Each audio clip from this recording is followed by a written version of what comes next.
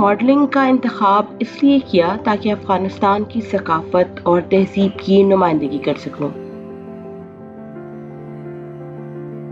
میں چاہتی ہوں کہ ماڈلنگ کے ذریعے نہ صرف پوری دنیا میں افغانستان کی ثقافت و تہذیب کو نمایاں کروں بلکہ دنیا کی بہترین ماڈلز میں شمار کی جاؤں۔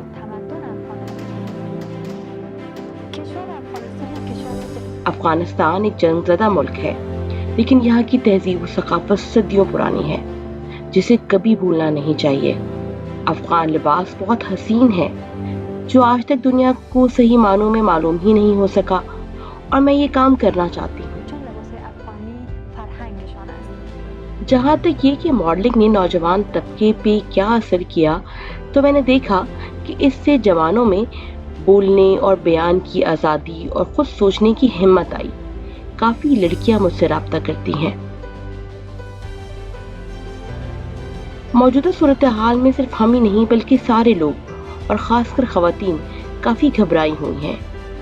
میری سب سے بڑی پریشانی یہ ہے کہ کہیں افغانستان کی اس 2 دہائیوں کی ساری کامیابی پر پانی نہ پھر جائے، کیونکہ ان جنگجوؤں کے ماضی کو دیکھتے ہوئے میں یہ کہہ سکتی ہوں کہ یہ وہی لوگ ہیں جو ہمیں ایک بار پھر پتھروں کے دور میں لے جانے پر تلے ہوئے ہیں۔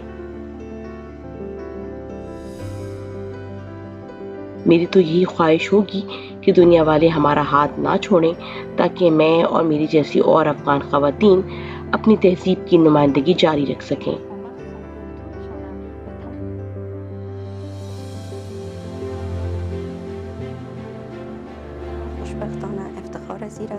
میں بڑے فخر سے کہہ سکتی ہوں کہ خوش قسمتی سے مجھے شملہ ایٹلیئرز میں پیٹرن ماسٹر کی ذمہ داری سونپی گئی ہے۔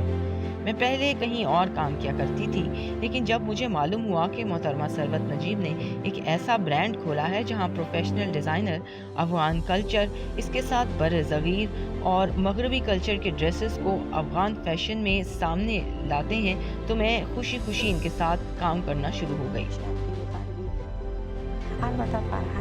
اگرچہ ہمارا کلچر جدید نہیں ہے، تاہم یہ تاریخی کلچر ہے۔ ہم چاہتے ہیں کہ ہم اس میں جدت لائیں۔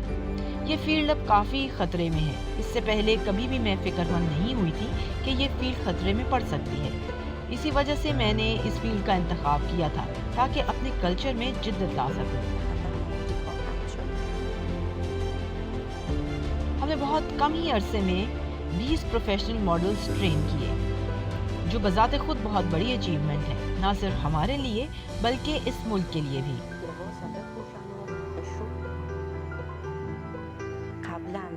اس سے پہلے انٹرنیشنل کمیونٹی بین الاقوامی انسانی معاہدوں کے تحت افغان خواتین کی حمایت کرتی رہی، لیکن اب جنگ کے حالات میں بین الاقوامی حمایت کا کچھ پتہ ہی نہیں۔ موجودہ لڑائی کی وجہ سے ہم اپنے کام درست طریقے سے انجام نہیں دے سکتے۔